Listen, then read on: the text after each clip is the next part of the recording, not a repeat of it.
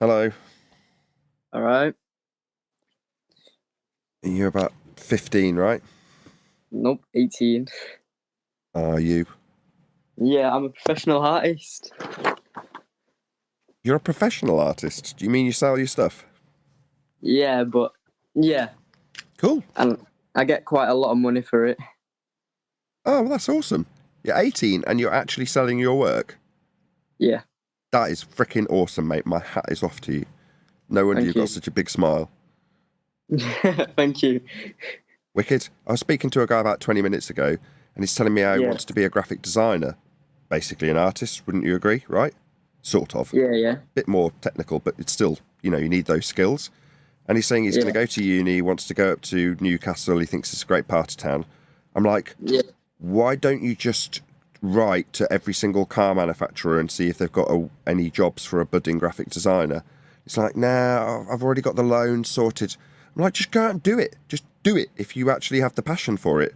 So when you hold up a piece of work and go, I'm a professional artist, here's my work, I sell this and make money, I'm like, Yeah. ace, you can't really get much better than that. Well, I've literally just finished a drawing right now as we spoke. Literally just finished one right now. Very nice. Yeah, you're good. Very talented. Thank Who you. have you sold your stuff Easy. to? Or who do you You sell? are? Who do you sell your stuff to? Anyone who wants to buy it, really. Just put it online, like on Etsy and stuff. Yeah, like Snapchat and Instagram and all that. And people buy it. Yeah, Absolutely I put awesome. like sales up. Like this one's sold, but I just need to get a picture frame for it. I've sold this for £350. Yeah, that's because you're very talented and worth every penny, mate. I hope you keep doing it forever. Thank you. I appreciate that. My daughter's going to be an artist, or she wants to be. She's only 8, but she can't stop drawing. So I'm going to show her this and go, look, this is what you can do. If you follow your dreams and do it and you put it online and someone likes it and they'll buy it, you'll make money with it. Wicked. Exactly. I'm in awe, mate. I'm so impressed. Thanks. Just tell her to follow her dreams. Absolutely. Do you know what I do? Yeah. I shock people on here by telling them that they've got a religion that they were unaware of. You included, I'm afraid. Yeah, man. Did you know that you were a part of a religion? Yeah. What religion you part of? Christian. Nah, that's not what I mean. Wait, what do you mean? Okay. When you were in school, you'd have been taught in science class that you're on a ball flying around the sun, right? That's the Copernican model. Ring any bells? Well, the Copernican model is just a mathematical invention that the church created by taking measurements of a flat plane, the angles to stars, and inventing this model to better predict when the stars would be in certain places. But that model, 300 years later, is what they teach kids in school, is actually the world. So that's the one world religion of a ball in a vacuum. Jeez. So until about 20 seconds ago, presumably you were flying through space on that ball with men in the sky vacuum taking pictures of it and stuff, right? Probably, yeah. So I'll ask you something. You know the gas that you're breathing? Yeah. What do you think would happen to that gas if the sky actually was a vacuum? We get sucked up into All the space. gas would it would all go, wouldn't it? Yeah. Right, so the sky isn't a vacuum. There is no outer space. Men aren't floating around up there, they're just liars. It's part of our religion, though. That's what keeps us under control. Yeah. Yeah, Roman Catholic Church have developed that system. The current government and everyone else in the school system use it to keep their, what should we call them, minions under control. Yeah. There you go. You're a heliocentrist and you didn't even know it. Jesus Christ. Thank you. You want to know one other thing? So that idea of being on a ball originates in measuring the ground flat. They measure angles to stars, and the angles can create circles around the point the star is above. And you can use those circles to create spherical circles and call it a ball. That's how they do it.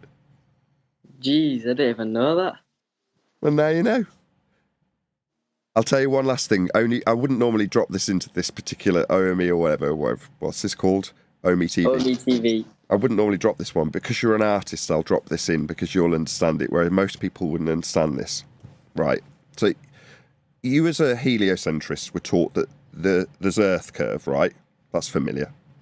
Well, Earth curve is the horizon when you're taught what it is. But in reality, the maths for the Earth curve exists in a world that doesn't have perspective. Now, you're an artist, you know what perspective is, right? Well, in Earth curve maths, you've got a guy on one side of the diagram and the target, the building, on the other side of the diagram, right?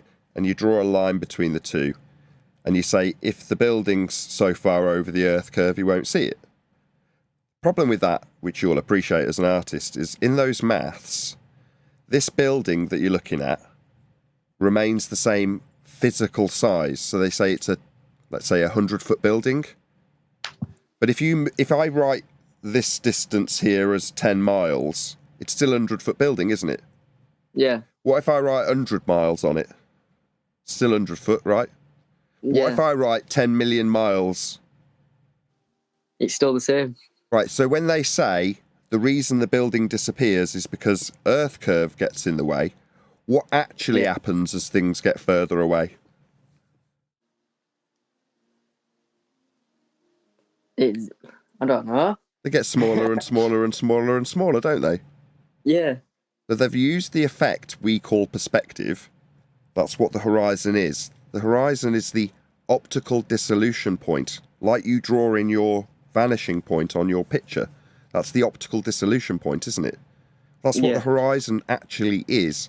It's the point where the angle that you see in the distance becomes so narrow that you can't resolve anything anymore. It's just a angular representation, optical in nature. They call that optical perspective based point we call the horizon. They call it Earth curve because they've hijacked perspective in the maths and called it Earth curve. And the way they do it is showing your own head instead of what you see with your eyes, and a target that doesn't change in value as it gets further away. So as it's getting smaller, that's angular size, they're saying it's going over Earth curve. Make sense? That's how the trick works. That's how the magic trick works of Earth curve anyway. And normally I wouldn't go through that, but because you're an artist, you'll understand the perspective and how it works. Things get smaller, they vanish. Well, that's not Earth curve. That's a horizon that's angular limitation in terms of your view. There you go. Jeez. There you go. You've had a crash course in heliocentrism and your own religion. Earth's measured flat. Now you know. What's your name? TJ. TJ? Yeah. I'm Nathan. You might appear on YouTube, TJ. Do you want to know my channel so you can look yourself up? Type it in the chat. I'll tell you as well. It's Nathan Oakley 1980. That's the YouTube channel name. Let me type it in chat. 198. And All right, no worries. I'll stick you on. TJ, All right? Thank Pleasure you. chatting to you. Pleasure meeting you too. Take it easy. You too. See you later. Bye.